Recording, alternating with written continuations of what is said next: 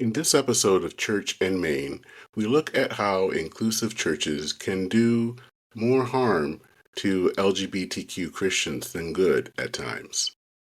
That's coming up.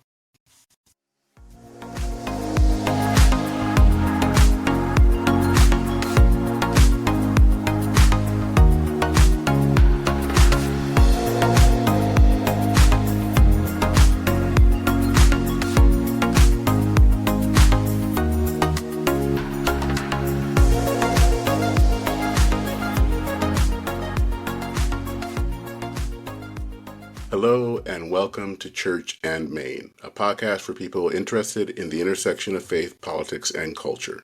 I'm Dennis Sanders, your host.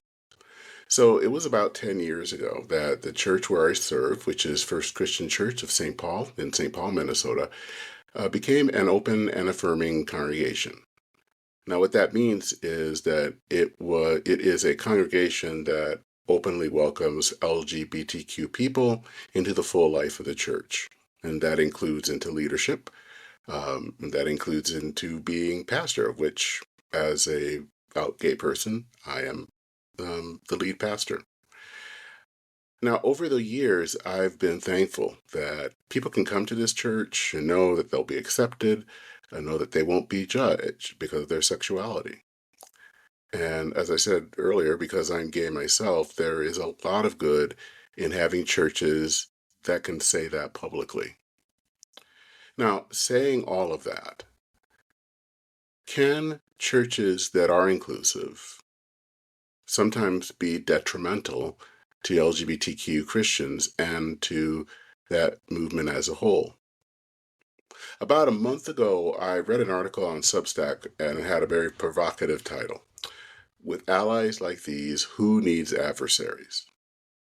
And in that article, the writer shares their time at an inclusive congregation in Texas and how it at times failed to live up to being inclusive, not necessarily towards LGBTQ people, but in how they acted and basically even how they acted as Christians. I found that article fascinating. And so I wanted to talk to the author, and that author is Ryan Self. He is a young gay Christian who lives in Austin, Texas. And so in this episode, I'm chatting with Ryan about his time at this congregation and how at times the drive to become inclusive may actually hurt the very people that these congregations seek to welcome. Now, I know up front that this is probably going to be a very provocative and it might be even a divisive episode for some. But I think that Ryan's voice is one that the movement, especially for wider inclusion of LGBTQ people in the life of the church, that we need to hear. It's important. So I hope that you'll please join me in this conversation with Ryan Self.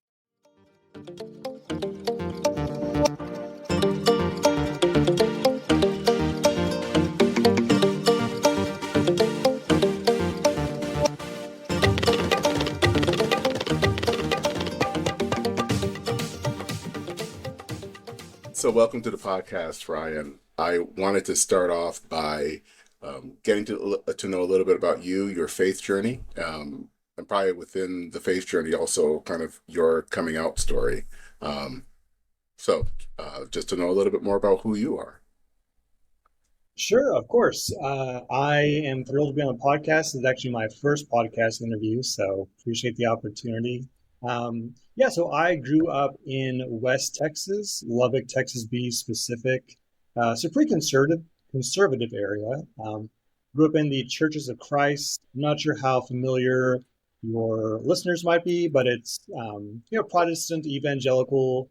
It's maybe a distant cousin of Southern Baptist. There's some similarities there, obviously some differences as well, but overall And pretty. also, I was just going to say also cousins of I'm ordained in the Disciples of Christ. So Okay, yeah. we're basically in the same family, cousins. Okay, So. great. Yeah.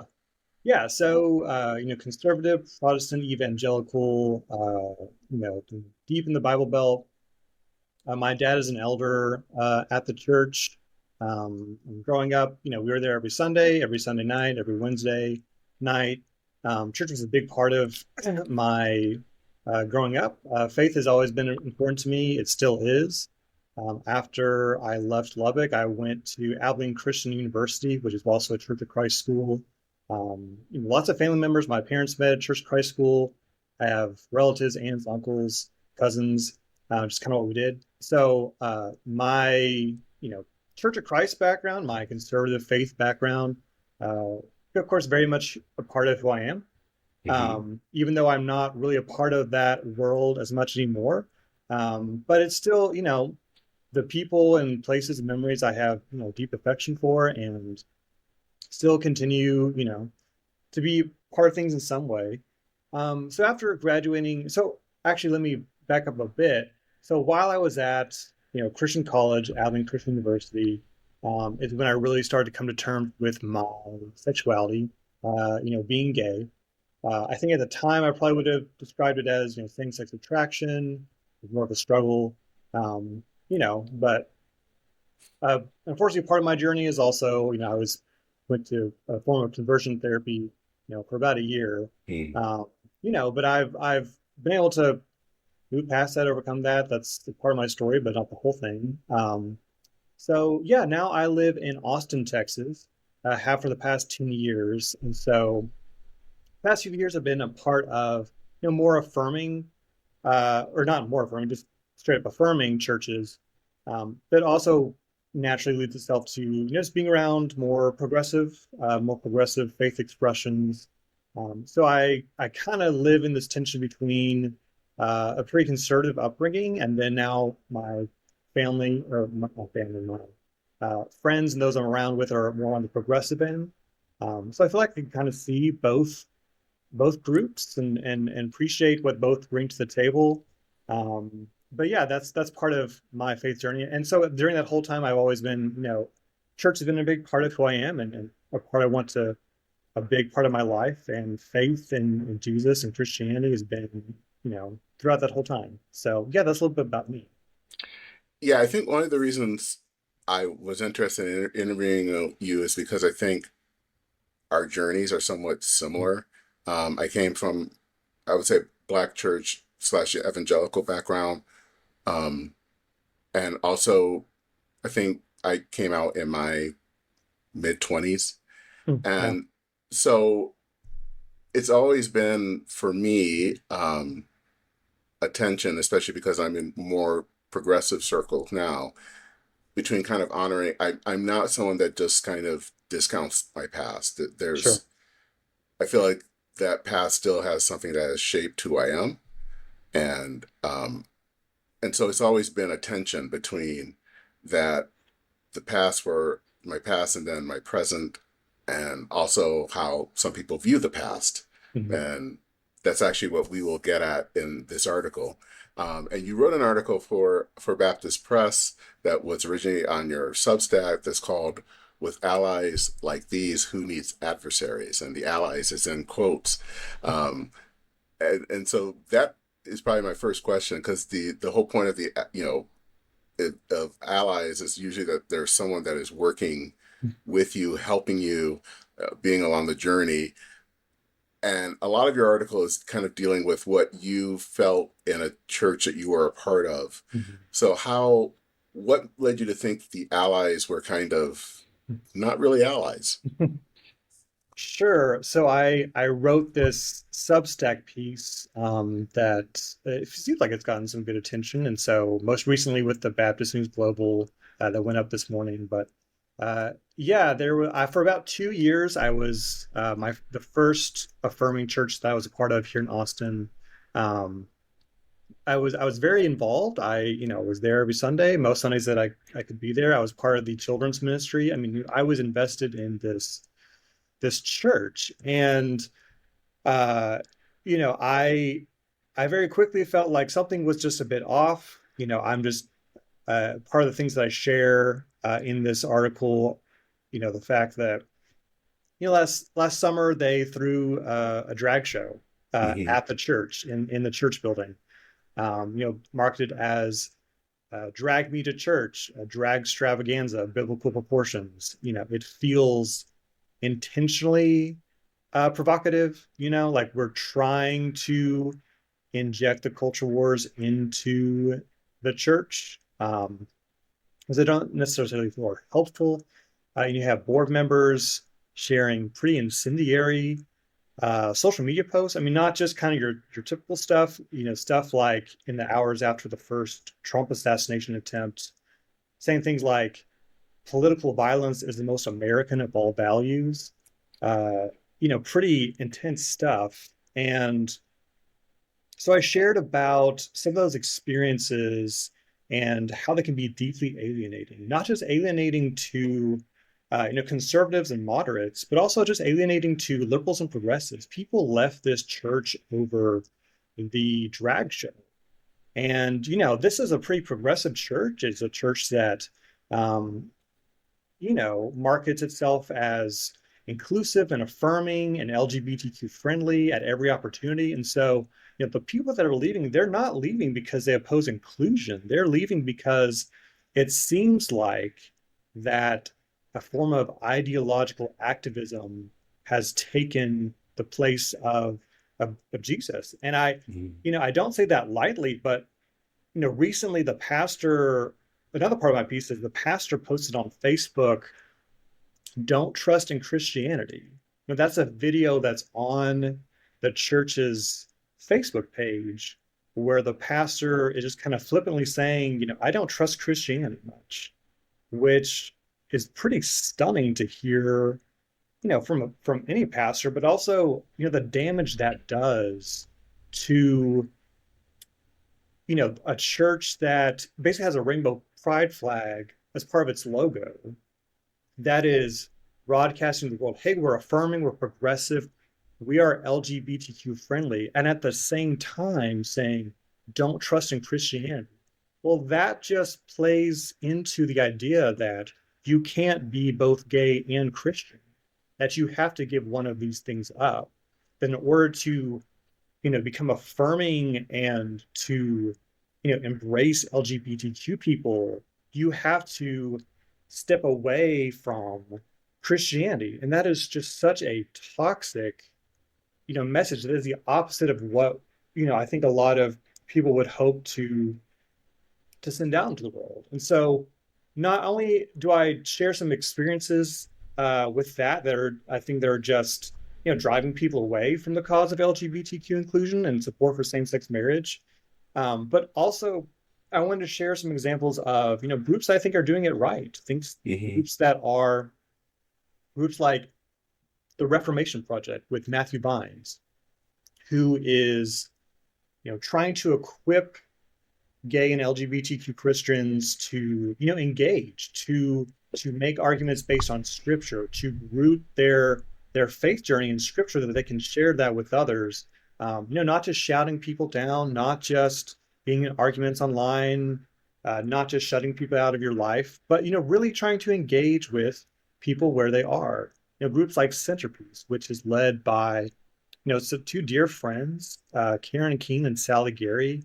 I've known Sally Gary for years. I first got to know her at ACU. Just the model of grace and patience and understanding and meeting people where they are. I'm not trying to needlessly offend or alienate people, but trying to beckon as many people as they can. The church I'm at now is called Restore Austin. It's led by Zach Lambert. And that's another example of, a church that I think is, again, just doing it right. They chose not, they're approached about the drag show and they said, no, we don't think that's really a good choice for us, for a number of reasons. And it just, that kind of different approach is just evident in all facets of the church. And one thing that I note is you have Restore Austin, then you have the church that's hosting drag shows, and you can just see the numbers. The church that's hosting drag shows, they've been losing members. They've been having financial struggles. they've got people that are leaving, people that are still invested, but they're leaving because they're saying, hey, this is just not what we want. Hmm. Doesn't feel like it's really rooted in Jesus or Christianity or scripture or anything. It feels like it's just rooted in activism. And people are leaving that church and they're coming over to Restore Austin or other places. And so this is the same zip code. So you kind Hmm. of have this example of, you know, uh, what do LGBTQ Christians actually want? Well, they want the real thing. They want the scripture. They want the church that is, about scripture in the Bible and the faith practices that have been around for centuries. So yeah, that's just kind of a general overview, and we can take it any direction you want. Yeah, yeah. One of the first things I wanted to ask, kind of I guess maybe playing devil's advocate here, is, with the drag show, people would say maybe, we see things like drag queen story hour, things like that. Um, so I guess maybe the question would be, what's so wrong about having a drag show in church? And I mean, what would your answer be to that? Sure, there's the marketing of the drag show. There's the dragging to church, drag extravaganza, biblical proportions. Whenever you're talking about LGBTQ and affirmation, there's a group that's going to be offended no matter what. It's going to be provocative to some group of people no matter what. Okay. Hmm. So, of course, you can't just make that the sole reason of your decision. But I think when we talk about needlessly provoking people, that's a concern of mine. And also the fact that, rightly or wrongly, here in Texas, if you have a drag show, you have to uh, label it as 18 plus. It's adults only. And that's the law. Like it or not, that's just the reality on the ground. So if you're marketing a drag show at a church, you are marketing an adults only event in the sanctuary. And that's just going And to come across. Go ahead. I was just going to say, and to clarify there, it has to be labeled 18 plus because that's Texas law. That is Texas law. Yeah. Okay, yeah. So that's like it or not, love it or hate it, it is what it is. And so when you're posting on social media about, you know, these words and phrases that are going to come across to people as just provocative, like we're out there to thumb our noses at, conservatives or moderates. We're taking culture war issues and we're injecting them into the church. That's just you can see it. The people left, families left, and again, we we're talking about LGBTQ inclusion. Affirming churches, they come to decisions that families may leave over the decision to become affirming. That's just the nature of it. Any church is going to lose people no matter what. But when it comes to something where it's like, what did we gain out of that? You know, one of the pushbacks that I've received is, well, the when at the end of the show, people were near tears. People were very emotional about it. And I can appreciate that to a degree, but I don't is that how we make decisions? Is that how we discern what a good course of action is? Is like what emotion it stirs up? Are Hmm. we doing that instead of, what is the way of Jesus telling us what is the best for the church? How do we see, are we helping or hurting the cause of inclusion? Are we doing things that are needlessly alienating? I think another thing I would mention is being a part of these other groups like Centerpiece and whatever. Um, you know, at the conference last year, I got to meet some folks from West Texas, from Amarillo, and they're at a more conservative church. There's a gay couple there that's part of a conservative church, non-affirming, but they worked with the eldership, with the leadership, to create a space for gay Christians, um, just as a support group, just as a place to belong. It's not affirming. They worked very close with they built relationships with that church. They wanted, but it's that's they were able to build a place where gay Christians in this very conservative area are able to come. Now, drag shows in Austin, Texas. That's great that, some drag performers are able to find yet another progressive audience to perform in front of. But what about the gay people in Amarillo? What about the gay Hmm. people in the rural areas? What about the gay people in those conservative churches where they may not even have a place to belong? And the people they're around are seeing, you know, drag shows at church, and it's just setting off alarm bells.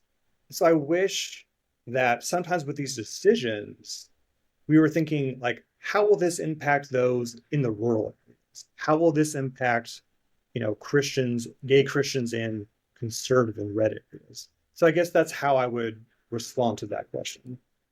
And you talked about that in your article of how sometimes people will make fun of those conservative areas. And you talked about an experience of your parents visiting, coming from Lubbock, um, obviously coming from a more conservative, probably not just a conservative area, but more conservative church. Could you kind of expound a little bit about that and what that meant to you? And this Yeah, was at your prior churches. yes. So this is at the prior church, the drag show church. Um, yeah, so like again, I'm from Lubbock. I'm from a conservative area. My dad is an elder there. For about 2 years, I was at this church, and every time that I would mention I was from Lubbock, the response is, "Ugh, I'm sure you were glad to get out of there." Just that condescending, sneering attitude. Just this like assumption that everyone from that area is irredeemable is how it came across to me. Hmm. That, why, oh, you obviously ran away from there because, ugh, and this will be the first time I would meet them. This isn't like some friend I've known for a long time. This is, the ministry staff. This is the pastor. This is just so many interactions like that. And of course, it's off-putting to me. I don't love that. And it's is that welcoming? I would say no. Um, and it's Sunday mornings you normally hear there's a joke about Trump or about Ron DeSantis, or they're talking about people from red states, not just you know denouncing a policy or a program that seems antithetical to Christianity or the life of Jesus, but just mocking people. One time I remember we had a rabbi, a Jewish rabbi, come, and he was kind of sharing about that faith practice, and they put up on the screen a picture of the one of the pastors put up on the screen a picture of the yarmulke. I was like, what does this symbolize? What does this mean? And the next slide they showed was a red yarmulke with "Make America Great Again" on it, and as a joke was saying, and then what do you think this means? You know, as a joke, but it was an uncomfortable moment to me at least. And it Hmm. was just like, so now it's not just that we're denouncing Trump's policies, now we're just mocking Trump supporters. And so there was just that attitude just throughout the church. And, my parents come, they're from Lubbock. My dad's an elder at a conservative church. And when they would come and they would visit and they would come to this church. I mean, I think hats off to them. They definitely didn't agree with everything that was being preached that Sunday, but they were there. And I would just always be nervous about, what are they hearing? What, please don't mock conservatives today. Please don't mock those who are religiously or politically, on the right. But yeah, it's that kind of thing where again, this place was alienating to conservatives and moderates. And the thing is, like it or not, support for same-sex marriage, support for LGBTQ people, it's going to require support from conservatives. So that the whole time we're just alienating and dividing and thumbing our noses at them and being provocative, that's not helping the cause of same-sex marriage or the cause of LGBTQ inclusion. Hmm. So yeah, that was another example of ways that like this church is just it's alienating. So one of the things that you talked about earlier is that you heard this actually from the pastor about not trusting Christianity, Mhm. and that's something I've heard from other pastors as well. And I guess my question about that is, why do you think that is? Why do you think people want to just kind of reject the entire faith? Um, when I mean, part of the whole point of trying to be an inclusive church is to show that there is another way, that there is, it doesn't have to be all exclusive or rejectionist, but it almost seems that they're kind of practicing what they are saying that they are against.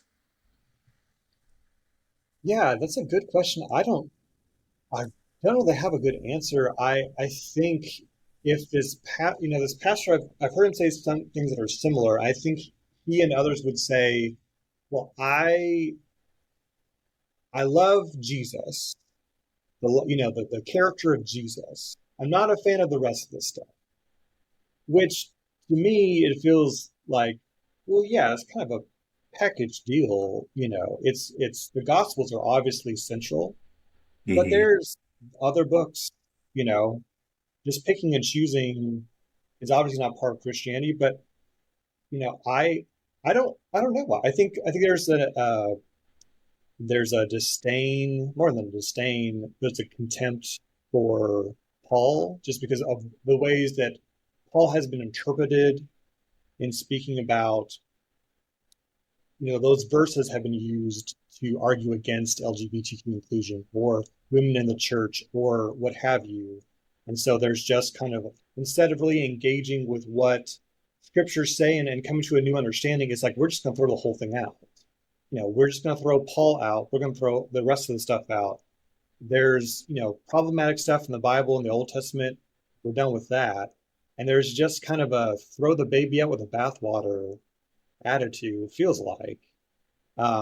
So there's just kind of this, oh well, we're done with Christianity. We like Jesus and like what he said, but we're just done with the rest. Is my take on it, I guess.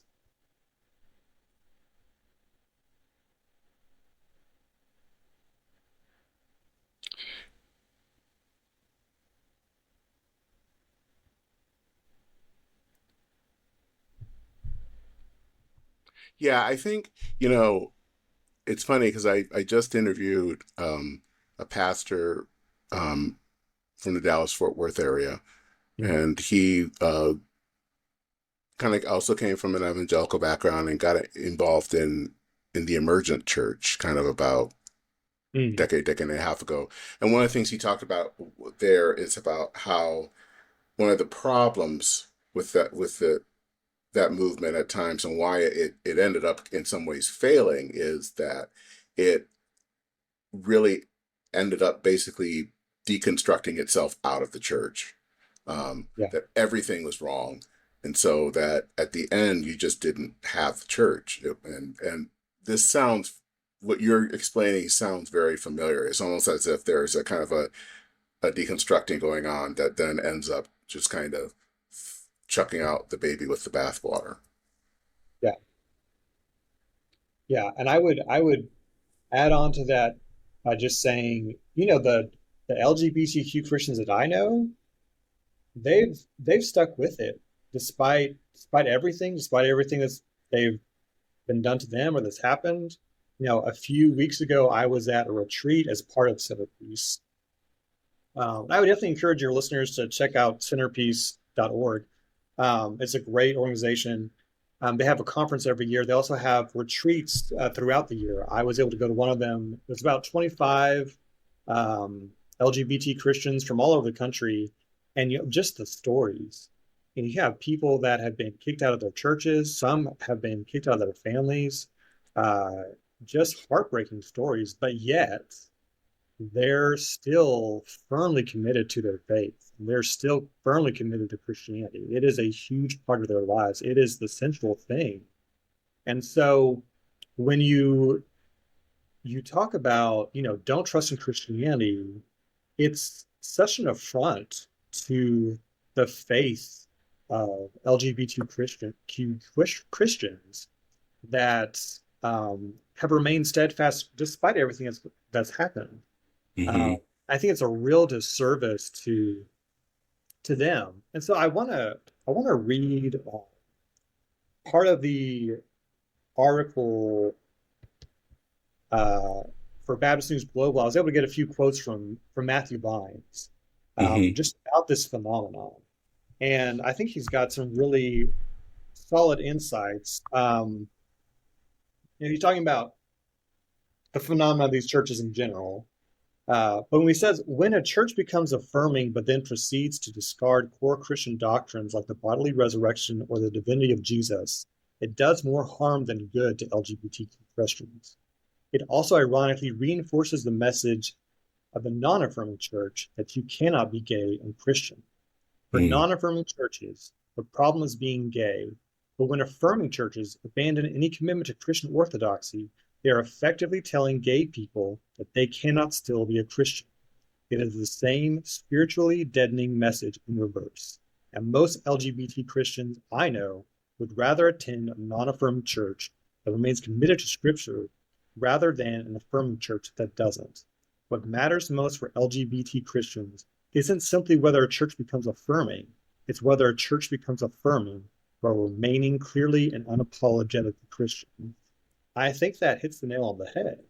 And for me, anecdotally, I would say, yeah, I would rather go to a non-affirming church that is still deeply rooted in scripture than an affirming church like the one I was at, that we've just abandoned Christianity and it's now ideological activism all the way down. Hmm.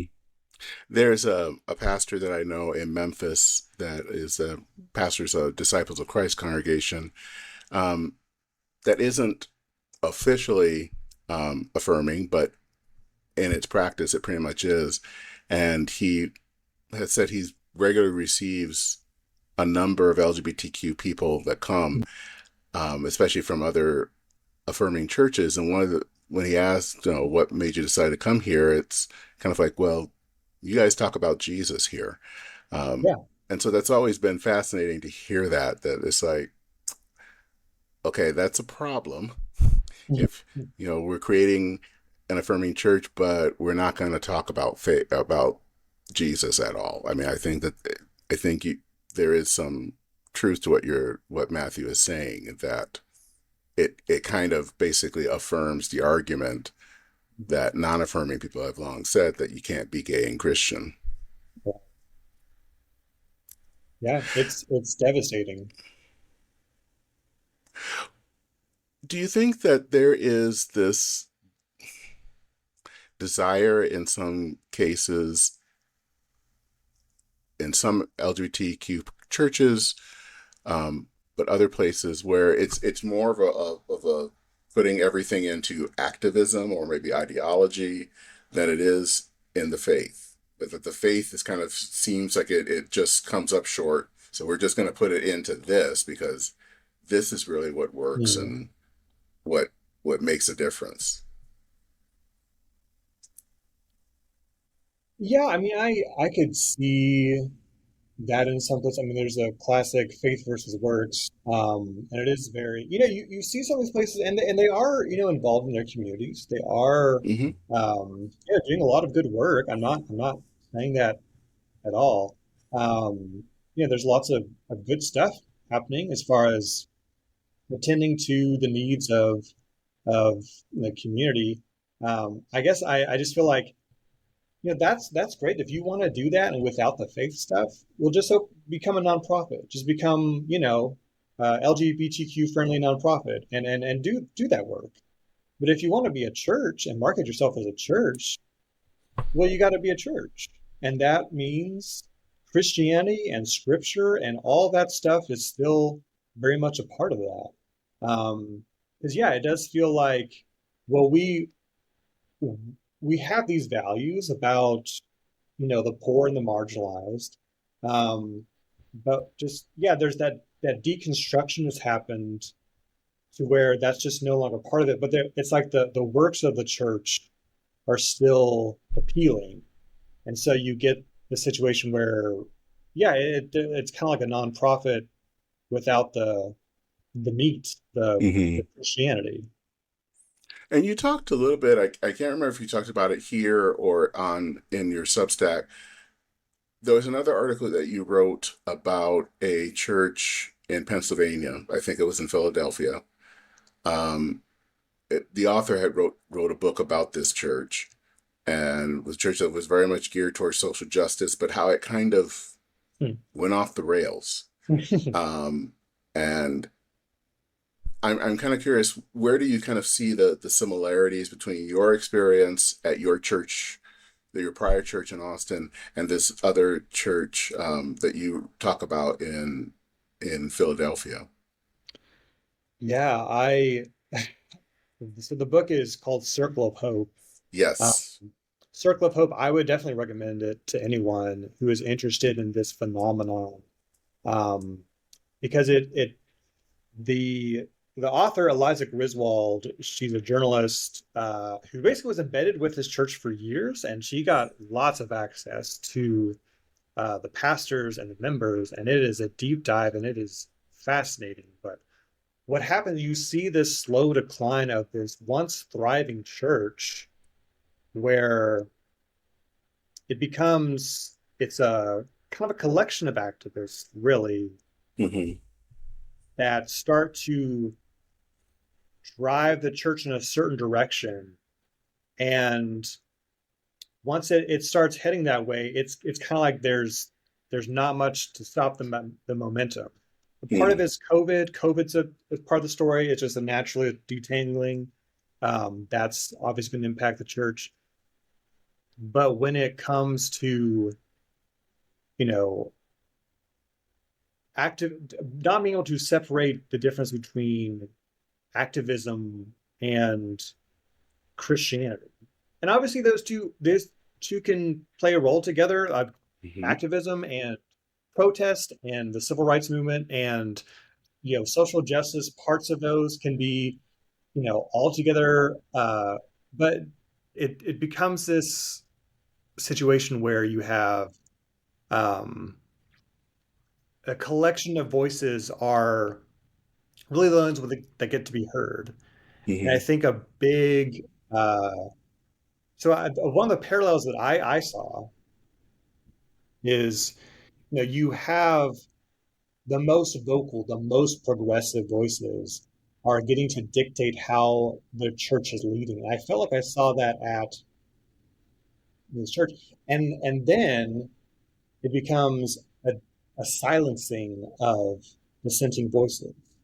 Hmm. And once you start you silencing dissent, then it becomes this spiral where people that aren't on board with what's going on are kind of leaving out the back door. And so more and more, the only people that are left are these very ideologically driven, less rooted in Christianity, and just becomes that cycle. And so, what I saw at this church that I was a part of, um, you know, ironically enough, I wrote a review of Circle of Hope, and in it, because I saw these similarities, I talked about, briefly, just an unnamed church that I felt like had replaced,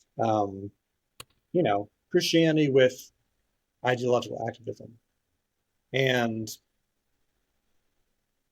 the response from that, I got a lengthy text message from a board member within hours, 200 plus word accusatory, critical message. The next day, I got another message from a previous board member who, at one point, he's gay, but said maybe you should consider your feelings toward gay Christians.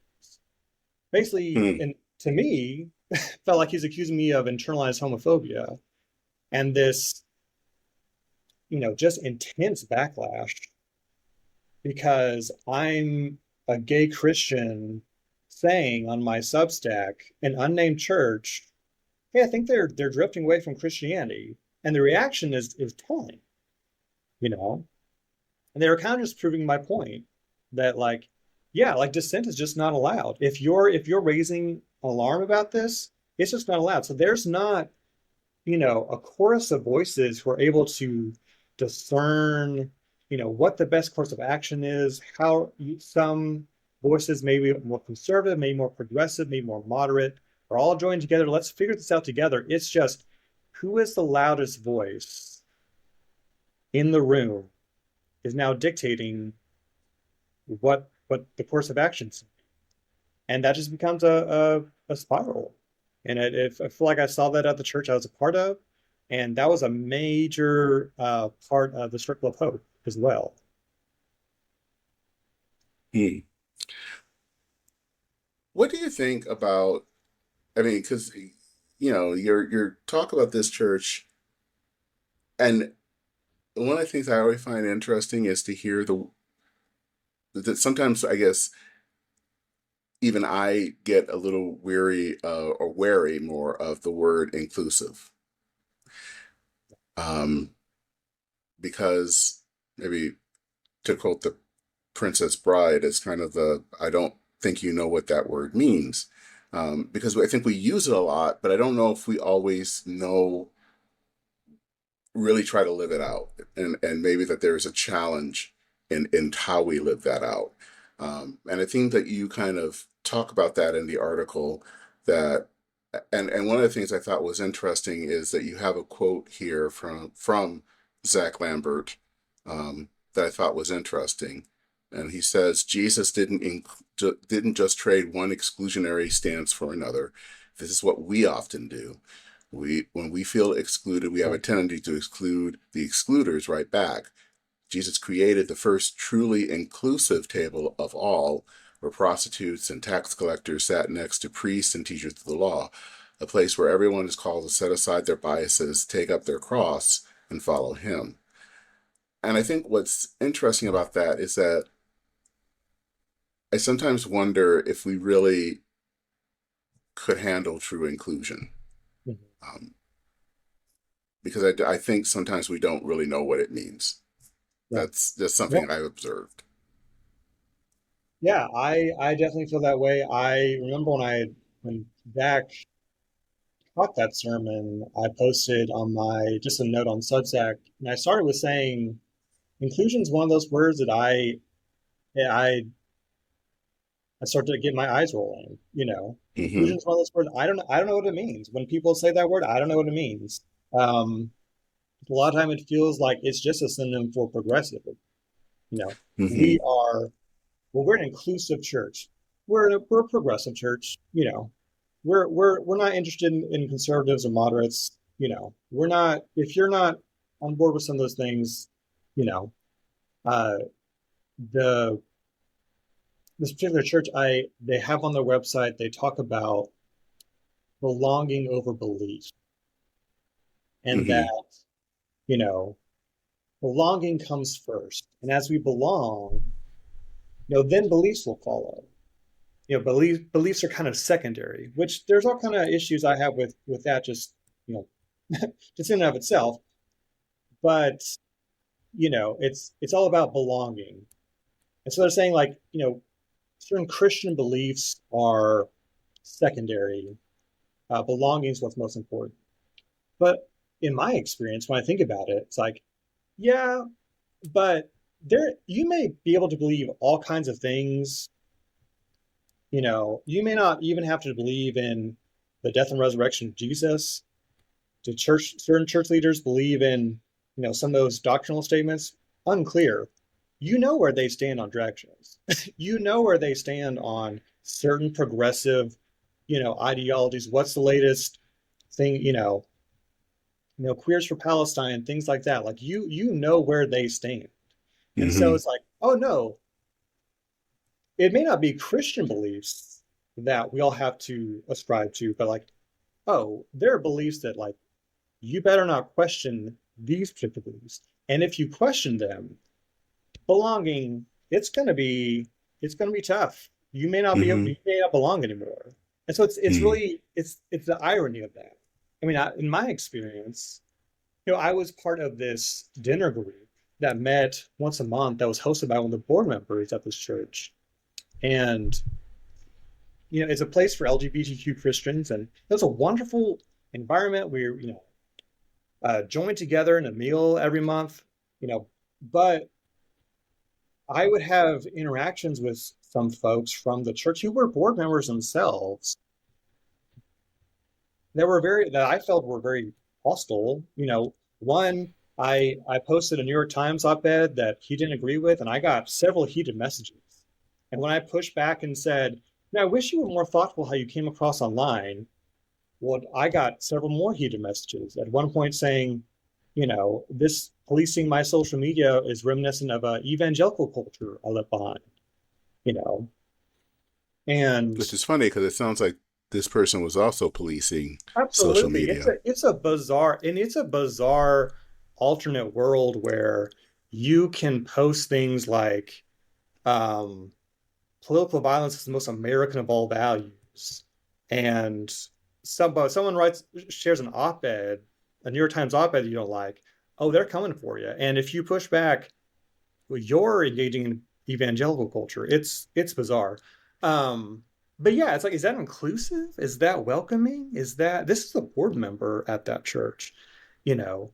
Um, when I get that lengthy text message from the host, who is also a board member, instead of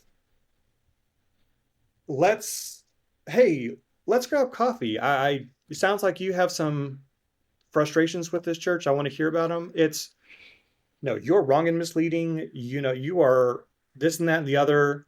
Um, there's no curiosity about why you feel that way. This is a straight person telling a gay person. Uh, there was nothing inappropriate or offensive about the drag show, and we would be happy to do it again. It's like, well, I don't. Where is this conversation supposed to go from there? Um, is that inclusive? Is that welcoming? Is that no? Of course not. So it's like, yeah, I learned pretty quickly which beliefs you don't question. Hmm. You can believe any number of things about Jesus, God, whatever, the Bible. You may not believe anything at all, and that's totally fine because beliefs are secondary. What's most important is belonging. But just don't question the progressive beliefs. That's where you're going Hmm. to get in trouble. And that's just another example to me of how, you know, uh, yeah, it seems like we've replaced Christianity and Jesus with this ideological activism that is just a whole separate thing. Yeah, and like I said, I think looking at that quote, I think that inclusion is always going to be, in some ways, messy, because it's going to include. It means in trying to include people that you may not always agree with, Right. and that you're trying to find, and especially within the church, of how do you keep yourself together in the body. And now it doesn't mean intolerating abuse, but it does mean how do we keep people and see people as fellow people together in Christ. And like you, I think I'm always a little wary now when I hear the word inclusive, because I don't know what you're really talking about. Because I think if we really want to be that, and I think we should, it's not going to be easy, and because it never is, um, and that maybe that type of inclusion only really happens, and especially looking at Zach's quote, really can only happen through Christ, because we do a bad job of it all on our own, just in seeing how sometimes it's lived out. Oh yeah, absolutely. It's it's it's hard. I mean that like it's not just love your neighbor, it's also love your enemy. And that's Hmm. hard. Yeah. And that means if you're more progressive end, you got to love the conservative. And if you're on the Hmm. conservative end, you have to love the progressive. Hmm. You have to make space for those people in your church.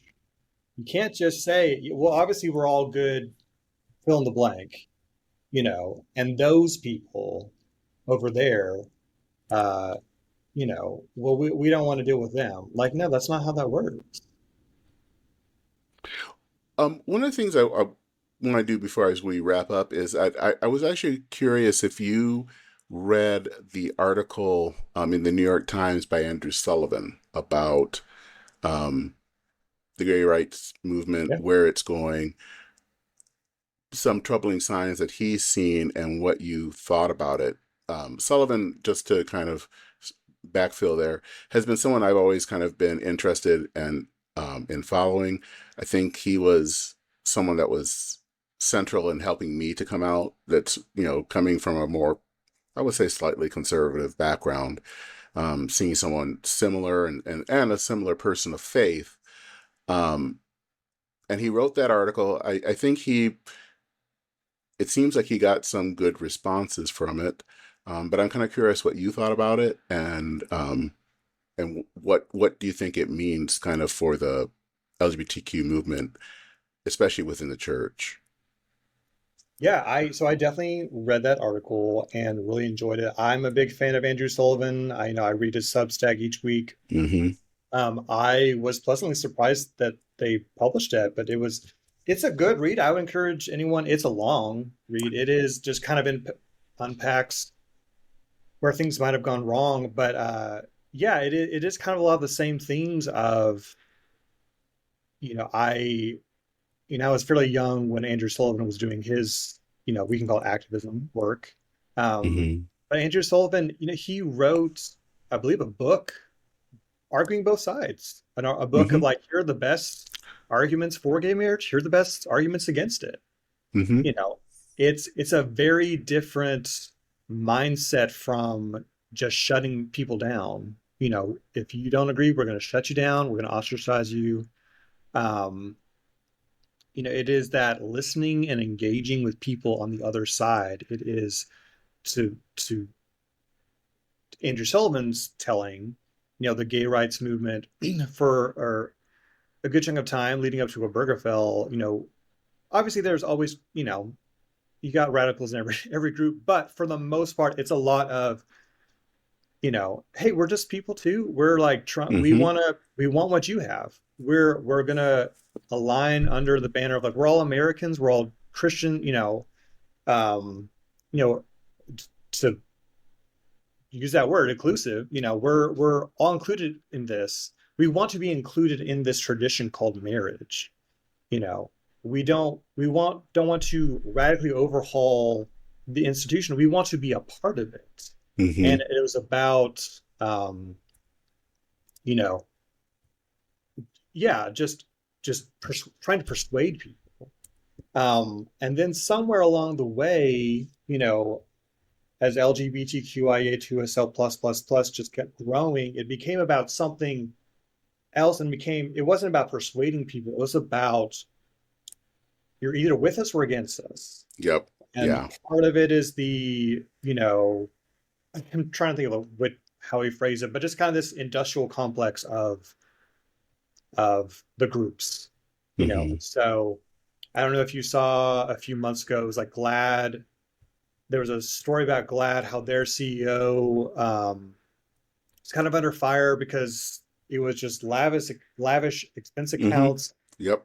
She remodeled her kitchen and she's got this and that and the other. She's got a house in the Hamptons and whatnot, and because the messaging was just like this is another topic just to talk about is the way that this was kind of how Andrew Sullivan began. The way that the groups began talking about this wasn't about integration. It's now like, if you are LGBTQ, you are oppressed and you are under threat, and this is the worst time ever, and it's unprecedented, and like we got donate now, you know, and became about fundraising appeals. Mm-hmm. Once gay marriage is achieved, that's a pretty big milestone, and there's been a few other legal wins, in the past several years, but legally there's a lot of they could kind of hang up their hats if you're talking about just, support for gay marriage and stuff like that. But these groups have been established, and they have to do something. So now it's about fundraising appeals of, and try persuading. It's going to the base, telling the base, donate now because things are so bad, they're oppressive, your rights are under attack, and it just kind of became this whole complex of, you know, mobilizing the base instead of trying to persuade those on the other side of the issue. And you can see it where, the past few years, the support for same-sex marriage it's starting to dip. Yep. And that's part of why I wrote this Substack post was I'm seeing that, I'm nervous, and I'm saying some of y'all are not helping, No. some of you allies are not helping. So that's part of what led me to write the Substack post. But yeah, I will say, you know, I wrote my post. It was like a week or so later. Matthew Vines wrote a very similar post, which I would definitely recommend anyone to read that one. Very similar things. And then about a week later, Andrew Sullivan, wrote his New York Times. So I feels like there's a conversation happening about, some in the LGBT community are saying like, hey, there's some of y'all that are just not being helpful. So Yeah, counterproductive. exactly. Well, if people want to know more about you or kind of follow you, probably read the article on the Substack, where should they go? Yeah, so my Substack is called Ryan's Boring Book Club. I usually, review books and then occasionally I write this other stuff. It's ryanclarkself.substack.com. But yeah, I feel free to like and share and follow. And I just want to plug the other groups that I mentioned, Centerpiece, Restore Austin, Reformation Project. These are all good groups that I think, we can model after. All right. Well, Ryan, I think at some point I would like to have you back because there were I'd love tons of to. other of subjects that I wanted to Oh, of talk about course. that we didn't have a chance to. But thank you for this, and we will again talk soon. Okay, sounds great. Thank you so All much. right.